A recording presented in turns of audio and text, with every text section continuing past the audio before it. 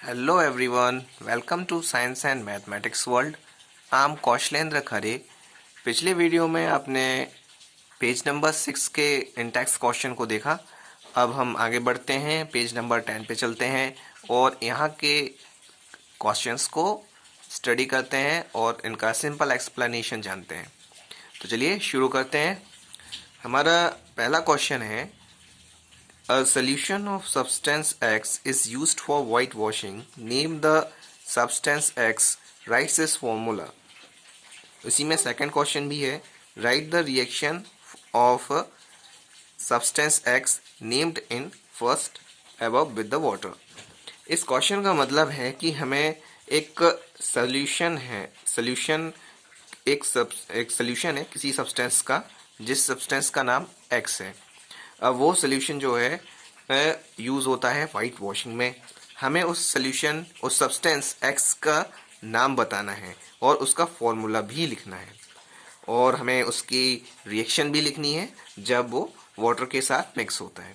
तो ये है हमारा क्वेश्चन। इसका आंसर जो है वो हम इसको पढ़ेंगे। आंसर इसका है कि the substance x is calcium oxide, it's chemical formula is CaO।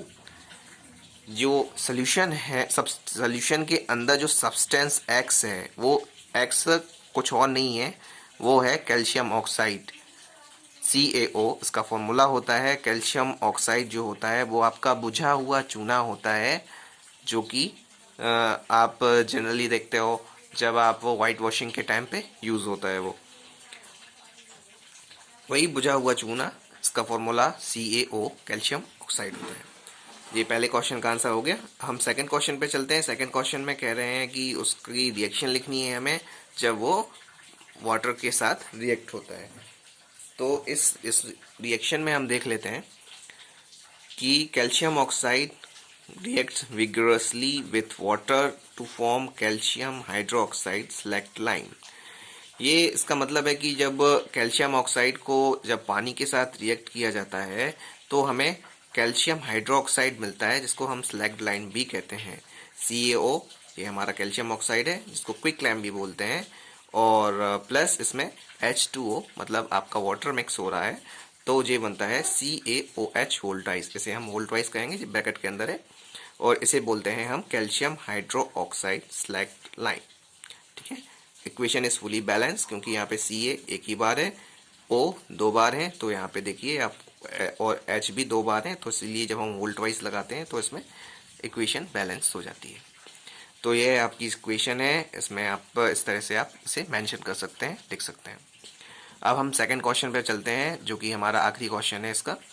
इसमें लिखा हुआ है कि Y is the amount of gas collected in one of the test tube in activity 1.1 double of the amount collected in the other, name the gas।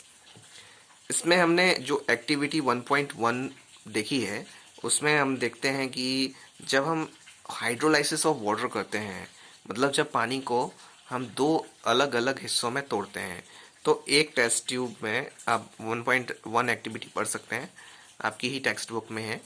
तो उस activity में हम देखते हैं कि जो एक टेस्ट ट्यूब है, उस टेस्ट ट्यूब में एक गैस डबल इकट्ठी होती है और दूसरी टेस्ट ट्यूब में वो उसकी हाफ होती है, कम एक रहती है। तो ऐसा क्यों होता है, ये हमारा क्वेश्चन है और उसका आंसर दिया हुआ है, इसे हम पढ़ लेते हैं।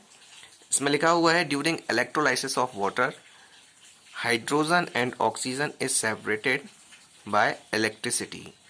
Water H2O contain 2 part of hydrogen and 1 part of oxygen. Since hydrogen goes to one test tube and oxygen goes to another, the amount of gas collected in one of the test tube is double of the amount collected in the other। इसका मतलब clear है, जैसे कि जो water का formula होता है H2O, और जब हम एक्टिविटी में हमने क्या किया था, हाइड्रोलाइसिस ऑफ वाटर किया था, मतलब पानी को दो अलग अलग हिस्सों में तोड़ा था। तो इसके कारण क्या हुआ था कि जो हाइड्रोजन होती है वो एक टेस्ट ट्यूब में चली जाती है और वो ऑक्सीजन है वो दूसरी टेस्ट ट्यूब में चली जाती है। और वाटर का फॉर्मूला H2O है, इसीलिए एक टेस्ट ट्यूब में हाइड्रोजन की मात्रा इकट्ठी होती है और वो डबल होती है, और दूसरी टेस्ट ट्यूब में ऑक्सीजन की मात्रा इकट्ठी होती है और वो एक थोड़ी उसकी हाफ रहती है, क्योंकि ऑक्सीजन तो एक ही है ना, H2O। तो ये थे हमारे क्वेश्चन जो कि हम पेज नंबर 10 पे थे। आप इनको पढ़िए। यदि आपको PDF चाहिए इसकी तो आप कमेंट बॉक्स में लिख सकते हैं, नहीं तो आप इसके स्क्रीनशॉट्स लेके आराम से इसको लिख के लर्न कर सकते हैं।